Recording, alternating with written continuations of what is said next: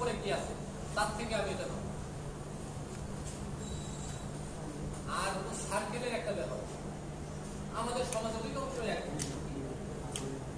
হাতে একটা ব্যাসলেট, তারপরে ওই যে বললাম শিক্ষা ভেঙে স্টাইল ভালো, দাঁড়িয়ে আছে জিন্সের প্যান্ট, গেঞ্জি, কিন্তু সবাই পড়ে। আমরা সবাই চিন্তা করি আমরা 10 জনের একজন, তাহলে ওরা 10 জন যা করতেছে আমিও তাই করছি, 10 জনের একজন কিভাবে হবে?